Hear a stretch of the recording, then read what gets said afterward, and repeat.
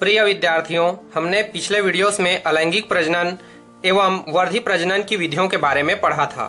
आज की इस वीडियो में हम पुष्पीय पादपों में लैंगिक प्रजनन यानी कि sexual reproduction in flowering plants के बारे में पढ़ेंगे। तो स्वागत है आपका मेरे YouTube channel Nagarjuna coaching institute में। आज हम लोग पुष्पीय पादपों में लैंगिक जनन अध्याय 2 में प्रवेश कर चुके हैं। पिछली वीडियो में हम लोगों ने अध्याय 1 के बारे में पढ़ा था। तो वेलकम फ्रेंड्स, पुष्पीय पादपों में लैंगिक जनन पार्ट फर्स्ट। लैंगिक जनन जनन की वह विधि जिसमें अर्धसूत्री कोशिका विभाजन द्वारा निर्मित नर तथा मादा युग्मक निषेचन में भाग लेकर जाइगोट बनाते हैं तथा नए संतति को जन्म देते हैं, लैंगिक जनन कहलाते हैं। मतलब इसमें नर तथा मादा युग्मक निषेचन में भाग लेंगे एवं जाइगोट बनाएंगे। अलैंगिक जनन में नर तथा मादा युग्मकों की आवश्यकता नहीं होती थी और ना ही उसमें निषेचन की आवश्यकता होती थी और ना ही जाइगोट बनते थे। तो इसमें यही अंतर है। इसमें अलैंगिक जनन और लैंगिक जनन में अंतर का पिछली वीडियो में मैंने आपको बताया है। तो आज हम लोग द्विगुणित तथा अगुणित गुणसूत्र के बारे में समझते हैं। द्विगुणित तथा अगुणित गुणसूत्र, वैसे गुणसूत्र बहुत सारे प्रकार के होते हैं। द्विगुणित होता है, अगुणित होता है, त्रिगुणित होता है यानी कि diploid, haploid, triploid, tetraploid, pentaploid and hexaploid सभी प्रकार की होती हैं। लेकिन हम लोगों को यहाँ पे फिलहाल द्विगुणित, अगुणित एवं त्रिगुणित गुणसूत्र के बारे में पढ़ना है।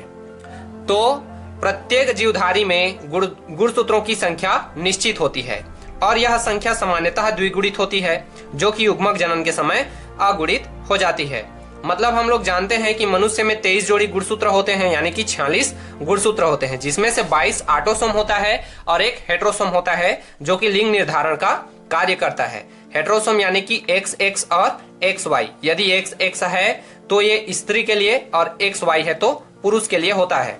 डिप्लॉइड यानी कि द्विगुणित गुणसूत्र को हम लोग 2n से प्रदर्शित करते हैं और अगुणित गुणसूत्र हैप्लॉइड को n से प्रदर्शित करते हैं। अब यहाँ पे याद रखने वाली बात यह है कि पुष्पीय पादपों में जब लैंगिक जनन होता है तो वहां पे त्रिगुणित गुणसूत्र भी बनते हैं। तो त्रिगुणित गुणसूत्र क्या होते हैं? यह पुष्पीय पादपों में त्रिगुणन द्वारा भ्रूणपोष के निर्माण के समय एक नर युग्मक तथा 2 मादा युग्मक के संलयन द्वारा बनता है। आप यदि परागकण को देखेंगे तो उसमें 2 नाभिक पाए जाते हैं, एक प्रथम नाभिक तथा दूसरा द्वितीय नाभिक। तो नर युग्मक यानी परागकण का प्रथम नाभिक और मादा युग्मक का जो सेंटर में पोलर न्यूक्लियाई होता है उसका 2n यानी द्विगुणित नाभिक मिल करके 3n बनाते हैं। अब यह 3n किसका निर्माण करता है? एंडोस्पर्म। एंडोस्पर्म यानी कि भ्रूणपोष का। नारियल का जो पानी होता है वो भ्रूणपोष होता है, त्रिगुणित होता है। और आप उसमें जो फूल देखते हैं वह क्या होता है? द्विगुणित होता है यानी कि वही आगे चल करके पौधे को जन्म देता है। तो जब तक उस फूल का विकास नहीं हो जाता तब तक उसका भ्रूणपोष यानी नारियल का पानी क्या करता है? उसको पोषण प्रदान करने का कार्य करता है। तो इसीलिए उसे भ्रूणपोष कहा जाता है। एक हेक्साप्लॉइड भी होता है। हेक्साप्लॉइड मतलब कि 60 गुणित। आप लोग जो गेहूं खाते हैं वह 60 गुणित गेहूं है, मतलब कि टिट्रिकम एस्टुअम उसका बॉटनिकल नेम है। उसको प्रजनन करा के 60 गुणित बनाया गया है, उसको हाइब्रिड करा के। तो लैंगिक जनन के लाभ तथा हानि क्या होते हैं? लैंगिक जनन के लाभ एवं हानि। लाभ यह है कि नए गुणों के बनने की संभावना तथा नवनिर्मित संततियों में तीव्र अनुकूलन की क्षमता पाई जाती है। हमेशा इस चीज को याद रखिएगा कि नर युग्मक तथा मादा युग्मक यदि निषेचन करते हैं तो निषेचन के फलस्वरूप बने नए संतति में अपने जनकों से क्या होगी? गुण अधिक होगी और वो अधिक ओजस्वी होगा।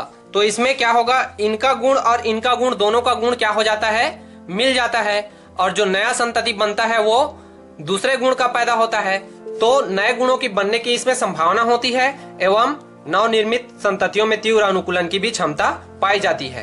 हानि क्या है? इससे संतानों में विभिन्नता आ जाने के कारण पैतृक गुणों के ह्रास होने की संभावना होती है। अब संतानों में विभिन्नता आ जाएगी, इसमें नए गुणों का विकास हो जाएगा, तो जाहिर सी बात है कि इनमें जो जनक के गुण है उनका ह्रास हो जाता है। तो आगे मैं आप लोगों को एक बहुत ही इंटरेस्टिंग कहानी सुनाने जा रहा हूँ। ये कहानी है बीज से बीज बनने तक की कहानी। तो इस वीडियो को आप लोग लास्ट तक जरूर देखिएगा। बीज से बीज बनने तक की कहानी। इस कहानी को सुनने के बाद आप पुष्पीय पादपों में लैंगिक प्रजनन को संक्षेप में समझ जाएंगे। किसी भी पुष्पीय पादप के 4 प्रमुख प्रावस्थाएं होती हैं। प्रथम जड़, दूसरा तना, फिर पत्ती और अगला पुष्प। तो हम लोग यहाँ बीज से स्टार्ट करते हैं। कोई भी बीज सबसे पहले द्विगुणित होती है। द्विगुणित मतलब एक एन मादा से तथा दूसरा एन नर से आया होता है। बीजों के आधार पर पुष्पीय पादपों को 2 भागों में बांटा गया है। पहला एंजियोस्पर्म और दूसरा जिम्नोस्पर्म। एंजियोस्पर्म मतलब आवृत्त बीजी, जिम्नोस्पर्म मतलब कि अनावृत्त बीजी। आवृत्त बीजी उन्हें कहते हैं जिनके बीज के ऊपर कवच या खोल पाए जाते हैं, जिसे बीज चोल के नाम से जाना जाता है, यानी कि सीड कॉट। और जिनमें सीड कॉट या बीज चोल नहीं पाए जाते उनको नग्न बीजी या जिम्नोस्पर्मी पादप कहते हैं। इनमें पाइनस, साइकस इत्यादि जैसे पादप आते हैं जो कि प्रायः कोन बनाते हैं। कोन यानी कि शंकु, और उसी शंकु में उनके बीज लगते हैं। तो जब ये बीज को हम लोग उगाते हैं तो सबसे पहले वो पुष्पीय पादप बनता है। और पुष्पीय पादप यानी कि स्पोरोफाइट वो भी क्या होता है, उस समय तक द्विगुणित होता है। आगे चल के यही पुष्पीय पादप पुष्पन करने लगता है। पुष्पन यानी कि फ्लावरिंग। अब ये पुष्प 2 प्रकार के होते हैं। पहला होता है नर पुष्प और दूसरा मादा पुष्प। यानी कि नर पुष्प उनको कहा जाता है जिसमें केवल नर जननांग पाए जाएंगे, और मादा पुष्प यानी कि उसमें केवल मादा जननांग पाए जाएंगे। यदि किसी पुष्प में नर जननांग तथा मादा जननांग दोनों पाए जाते हैं तो उनको उभयलिंगी पुष्प के नाम से जाना जाता है। मैंने यहाँ पे एक उभयलिंगी पुष्प को प्रदर्शित किया है। इसके भागों के बारे में हम नेक्स्ट वीडियो में डिटेल से पढ़ने वाले हैं। तो इसमें आप संरचना मात्र को देख लीजिए कि यहाँ पे नर जननांग तथा मादा जननांग कौन से होते हैं। ये जो एंथर आप देख रहे हैं, या एंथर यानी कि पुमंग, ये नर जननांग होता है।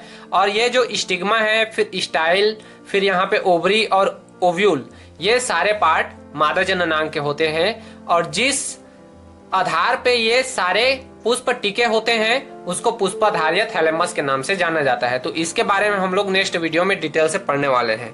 इसको हम लोग ऊपर से देखेंगे क्योंकि आपको इस कहानी को समझाना है शॉर्ट तरीके से, संक्षेप में।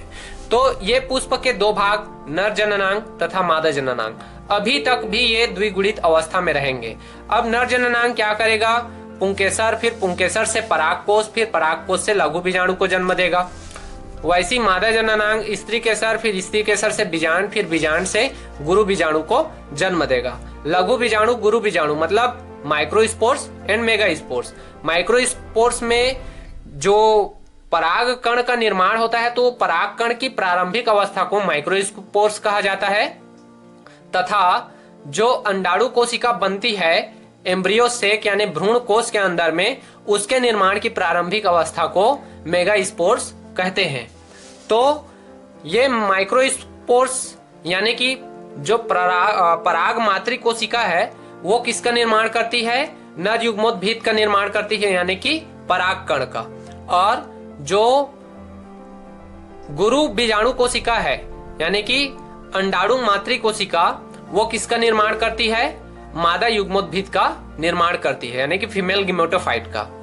अब क्या होता है कि लघु बीजाणु और गुरु बीजाणु उस समय तक द्विगुणित अवस्था में रहते हैं, जो कि आगे चल करके अर्धसूत्री विभाजन के थ्रू अगुणित अवस्था में आ जाते हैं। तो इस प्रकार से नर युग्मोद्भिद यानी कि जो पोलेन बनता है उसमें द्विगुणित नाभिक पाया जाता है, और जो गुरु बीजाणु द्वारा मादा युग्मोद्भिद बनते हैं उनमें 3 एन पाए जाते हैं, जिसमें से 1 एन अंडाणु कोशिका के लिए होता है तथा 2 एन पोलर न्यूक्लियाई के लिए होता है। अब इनकी भूमिका क्या है उसको मैं आगे आपको समझाने वाला हूं। तो फिलहाल आप लोग मादा जननांग को यहाँ पे देख रहे हैं, जिसको जाइनोसियम बोलते हैं। इसमें stigma, style, ovary, ovule, embryo sac and thalamus दिखाई दे रहा है। इसी स्टिग्मा के ऊपर में क्या आता है, परागकण आता है और परागण होता है। परागण 2 प्रकार के होते हैं, स्वपरागण तथा परपरागण। इस परागण के बारे में भी मैं आप लोगों को नेक्स्ट वीडियो में अच्छे से डिटेल से पढ़ाने वाला हूँ। तो ये परागकण यहाँ पे आकर के क्या होता है, अंकुरित हो जाता है स्टिग्मा के ऊपर, और फिर पराग नलिका का निर्माण होता है पोलन ट्यूब का, और वो फिर नीचे से जा करके एम्ब्रियो सेक के माइक्रोपाइलर सिरे से प्रवेश करता है, और माइक्रोपाइलर सिरे में प्रवेश करके सबसे पहले उसका नाभिक अंडाणु कोशिका से मिलता है और वही द्विगुणित भ्रूण का निर्माण करता है, यानी कि एम्ब्रियो का। और उसका द्वितीय नाभिक, क्योंकि इसमें 2 नाभिक पाए जाते हैं परागकण में, तो उसका द्वितीय नाभिक पोलर न्यूक्लियाई से मिलकर के 3N का निर्माण करता है, यानी कि एंडोस्पर्म, यानी भ्रूण पोष का। और वही भ्रूण पोष क्या करता है, उस बीज को पोषित करने का, या जो भ्रूण है उसको पोषित करने का क्या करता है, कार्य करता है। आगे यहाँ पे एंड्रोसियम का संरचना यहाँ पे दिखाया गया है, यानी कि पुमंग। इन सभी संरचनाओं के बारे में हम लोग आगे डिटेल से पढ़ने वाले हैं। ये क्या है, ऊपर से हम लोग अभी पढ़ रहे हैं। तो ये है एंथर। एंथर के अंदर जब उसका परिपक्व हो जाता है तो अंदर में देखते हैं कि हम लोग बहुत सारे परागकण दिखाई देते हैं। यही परागकण कहाँ जाते हैं, वर्तिकाग्र यानी कि स्टिग्मा में जाते हैं और अंकुरित होते हैं। किसी भी जरिए से इस परागण की विधियों के बारे में भी हम लोग पढ़ेंगे कि किस किस प्रकार से कीट परागण होता है, वायु परागण होता है, जल परागण होता है। इस सभी परागण के बारे में भी हम लोग डिटेल से पढ़ने वाले हैं। तो आगे हम लोग देखते हैं कि इसके बाद क्या होता है। आगे अब नर युग्मोद्भिद और मादा युग्मोद्भिद दोनों का निषेचन होने वाला है। नर युग्मोद्भिद में परागकण का यहाँ पे संरचना आप देख पा रहे हैं कि इसका जो एक्साइन है वो बहुत ही कठोरतम होता है। परागकण का जो एक्साइन होता है बहुत ही कठोर पदार्थ, बहुत ही मजबूत पदार्थ है, इसको माना जाता है। और उसके अंदर होता है इंटाइन और यहाँ पे जर्मपोर होता है। इसी जर्मपोर से क्या निकलता है, पोलन ट्यूब निकलता है और एम्ब्रियो सेक के माइक्रोपाइलर सिरे में प्रवेश करता है। तो यहाँ पे दिखाया गया है कि डिप्लॉइड न्यूक्लियस यानी कि यहाँ पे पाया जाएगा द्विगुणित नाभिक। अंदर में साइटोप्लाज्म दिख रहा है। नर युग्मोद्भिद यानी कि मेल गेमिटोफाइट यानी पोलेन, मादा युग्मोद्भिद यानी एम्ब्रियोसेक, सीधा सीधा हम लोग इसको कह सकते हैं। एम्ब्रियोसेक की संरचना आप यहाँ पे देख पा रहे हैं, या एम्ब्रियोसेक की संरचना है। एम्ब्रियोसेक में ऊपर में 3 एंटीपोडल सेल पाए जाएंगे, बीच में 2 पोलर न्यूक्लियाई पाए जाएंगे और नीचे में 2 सिनर्जिड सेल के बीच में एक सेल पाया जाता है। यह कहाँ पे पाया जाता है, यह यहाँ पाया जाता है। जो ओव्यूल है उसी ओव्यूल में ये स्थित होता है। और ये ओव्यूल कहाँ स्थित होता है उसको आप चित्र में देख चुके हैं। ये ओव्यूल में यहाँ स्थित होता है। ये जो संरचना देख रहे हैं वो यही संरचना है, यानी कि ओव्यूल के अंदर में एम्ब्रियोसेक ये रहता है। ठीक है, इतना समझ गए। अब समझने के बाद आगे देखते हैं। यहां से जो पोलेन होता है उसका प्रथम नाभिक ये और द्वितीय नाभिक ये 2 अलग अलग भागों में बट गए, एन और एन में। फिर यहाँ पे जो एम्ब्रियोसेक होता है उसमें 3 एन पाए जाते हैं। मैंने पहले ही बताया है कि एक एन एक सेल के लिए, एक सेल यानी कि ये वाला एक सेल, और ये होता है पोलर न्यूक्लियाई जो कि 2n है। इन दोनों में ये बढ़ जाता है। फिर पोलेन का प्रथम नाभिक और एम्ब्रियोसेक का एक सेल दोनों आपस में मिल करके क्या बनाते हैं, युग्मनज बनाते हैं, यानी कि जाइगोट। अब ये 2n हो गए, उतना टाइम n थे, अब क्या हो गए 2n हो गए, यानी जाइगोट बना लिए। जाइगोट बनाने के बाद उनका क्या होगा, फर्टिलाइजेशन यानी निषेचन होगा। अब निषेचन के बाद वो भ्रूण में परिवर्तित हो जाएंगे।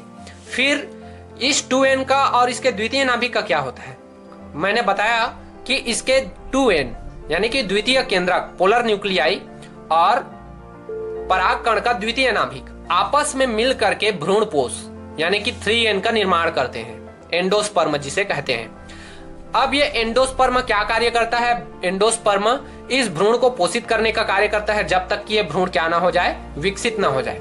अब जैसे ही भ्रूण विकसित होते रहता है तो भ्रूण पोष और भ्रूण दोनों मिलकर के बीज का निर्माण करते हैं। इस प्रकार हम लोगों ने बीज से पढ़ना स्टार्ट किया था और यहाँ पे कहानी बीज में ही समाप्त हो गई।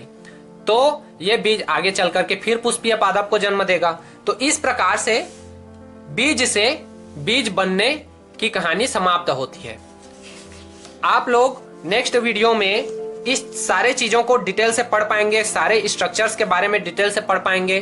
तो यदि वीडियो अच्छी लगी हो तो इसे शेयर करिए, लाइक करिए और मेरे चैनल को तुरंत सब्सक्राइब कर लो। थैंक यू दोस्तों।